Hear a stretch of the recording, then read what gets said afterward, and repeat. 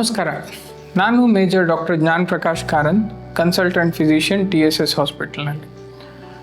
Thyroid ಸಮಸ್ಯೆ ನಮ್ಮಲ್ಲಿ ಇತ್ತೀಚೆಗೆ ಭಾಳ ಹೆಚ್ಚಾಗ್ತಾ ಇದೆ ಇಂಡಿಯಾದಲ್ಲಿ, ಎಸ್ಪೆಷಲಿ ಲೇಡೀಸಲ್ಲಿ. ಈಗ ಕೆಲವ್ರು ಜೆಂಟ್ಸಿಗೂ ಭಾಳ ಬರ್ತಾ ಇದೆ.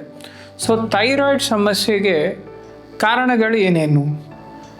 ಫಸ್ಟ್ ಆಫ್ ಆಲ್, ಅದು ಒಂದು ನಿಮ್ಮದು ಗ್ಲ್ಯಾಂಡ್ ಅಥವಾ ಗ್ರಂಥಿ ಏನಿರ್ತದೋ ಕುತ್ತಿಗೆ ಹತ್ರ ಒಂದು ಭಾಗದಲ್ಲಿರುವ ಗ್ರಂಥಿ ಕೆಲಸ ಹೆಚ್ಚು ಕಡಿಮೆ ಆದಾಗ ಆಗುವಂಥದ್ದು.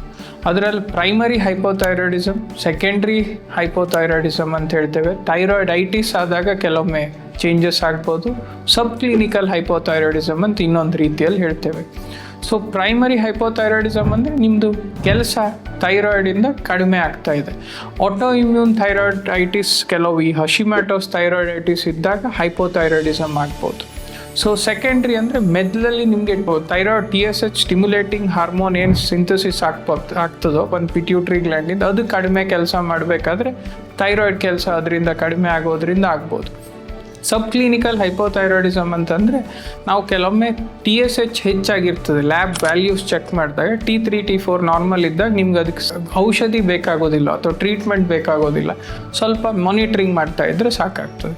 ಸೊ ಸಿಂಪ್ಟಮ್ಸ್ ಅಂದರೆ ಏನೇನು? ಥೈರಾಯ್ಡ್ ಹೈಪೋಥೈರಾಯ್ಡಿಸಮ್ ಪೇಷಂಟ್ಸಿಗೆ ಅವರಿಗೆ ತೂಕ ಹೆಚ್ಚಾಗುವಂಥ ಸಾಧ್ಯತೆ ಇರ್ತದೆ.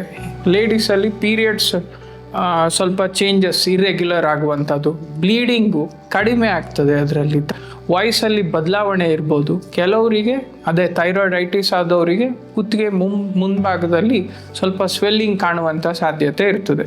ಕೆಲವರಿಗೆ ಕೂದಲು ಉದುರುವಂಥ ಸಮಸ್ಯೆ ಆಗ್ಬೋದು, ಕಾನ್ಸ್ಟಿಪೇಷನ್ ಅಥವಾ ಮಲಬದ್ಧತೆ ಆಗ್ಬೋದು. ಸೊ ಕಾಲು ಅಥವಾ ಮುಖ ಬಾವು ಬಂದಂಗೆ ಆಗುವಂಥ ಸಾಧ್ಯತೆ, ಇವೆಲ್ಲ ಕೆಲವು ಲಕ್ಷಣಗಳು.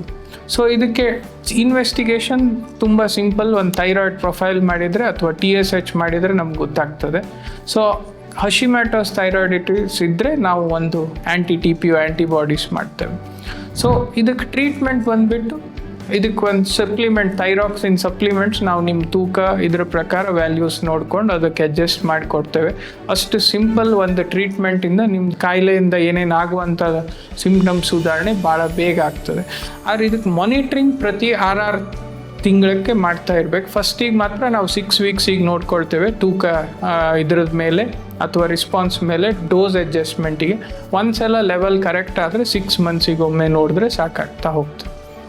ಥೈರಾಯ್ಡ್ಗೆ ಕೆಲವೊಮ್ಮೆ ನಮ್ಮಲ್ಲಿ ಪ್ರಶ್ನೆ ಕೇಳ್ತಾರೆ, ನಾವು ಆಹಾರದಿಂದ ಅಥವಾ ನ್ಯಾಚುರಲ್ ಆಗಿ ಕಡಿಮೆ ಮಾಡ್ಕೊಳ್ಬೋದಾ ಅಂತೇಳಿ.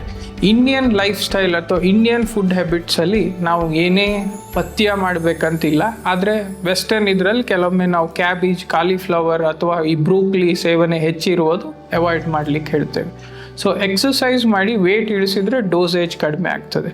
ಬಾಕಿ ಟ್ರೀಟ್ಮೆಂಟ್ ನಿಮ್ಮ ಡಾಕ್ಟ್ರ್ ಏನು ಸಲಹೆ ಅಂತೆ ಥೈರಾಕ್ಸಿನ್ ಸೇವನೆ ಕಡ್ಡಾಯವಾಗಿ ಅಗತ್ಯವಾಗಿ ಮಾಡಬೇಕು. Thank you.